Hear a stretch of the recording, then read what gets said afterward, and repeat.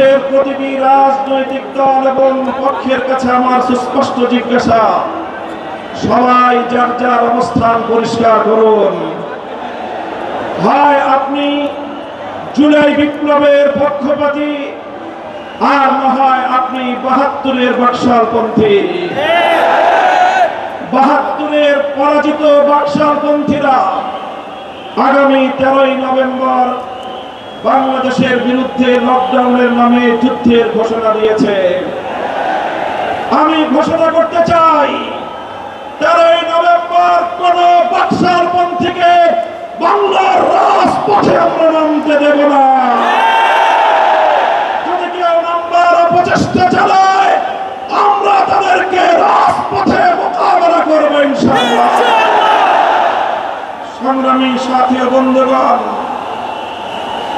2024-এর জুলাই বিপ্লব সহস্রাধিক তাজা প্রাণের রক্তের বিনিময়ে অর্জিত এই বিপ্লব। এই বিপ্লবের ভিত্তিতে আগামী বাংলাদেশ পরিচালিত হওয়ার জন্যই ঐক্যমতের ভিত্তিতে জুলাই সনদ প্রণীত হয়েছে। এই জুলাই সনদ কোন কাগজের সনদ হিসেবে আমরা দেখতে চাই না।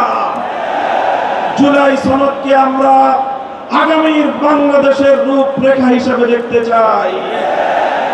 এজন্য আমরা ৮ দলের পক্ষ থেকে বলেছি, অনতিবিলম্বে জুলাই সনদকে সরকারি আদেশের মাধ্যমে এর প্রাথমিক আইনি ভিত্তি প্রদান করতে হবে।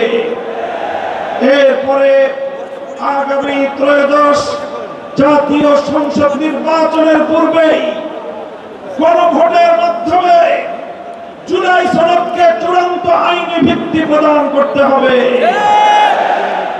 এর ব্যত্যয় হলে জুলাই বিপ্লবপন্থীরা বরদাস্ত করবে না, সেটা মানবে না। আমরা সুস্পষ্ট ঘোষণা দিতে চাই, আমাদের জুলাই যোদ্ধাদের, জুলাইয়ের বিপ্লবে শাহাদাত বরণকারী বীর শহীদদের রক্ত মারিয়ে জুলাই বিপ্লবের, জুলাই সনদ বাস্তবায়নের গণভোট ছাড়া বাংলার মাটিতে আমরা আর কোনো কিছুই হতে দেব না। আমি জানি না জাতীয় নির্বাচনের আগে জুলাই সনদ বাস্তবায়নের লক্ষ্যে গণভোট হলে কার কি সমস্যা, সেটা আমাদের বুঝে আসে না। আমাদের সমস্যা হলো, জুলাই সনদের গণভোট ছাড়া যদি জাতীয় সংসদ নির্বাচন অনুষ্ঠিত হতে থাকে, জাতীয় সংসদ নির্বাচন যদি তফসিল ঘোষণা হয়ে বাস্তবায়িত হয়, অনুষ্ঠিত হয়, সেখানে অনেকগুলো বড় বড় জটিলতার সৃষ্টি হবে। তার মধ্যে অন্যতম একটি হলো, দ্বিকক্ষ বিশিষ্ট জাতীয় সংসদের উচ্চ কক্ষ কিভাবে গঠিত হবে, কিভাবে রাজনৈতিক দলগুলো তাদের নির্বাচনী ম্যানিফেস্টো তৈরি করবে, জাতির সামনে তারা তাদের উচ্চ কক্ষের 100 সদস্যের তালিকা কিভাবে প্রকাশ করবে, এই সকল বিষয়ের কোন সদুত্তর তাদের কাছে নাই।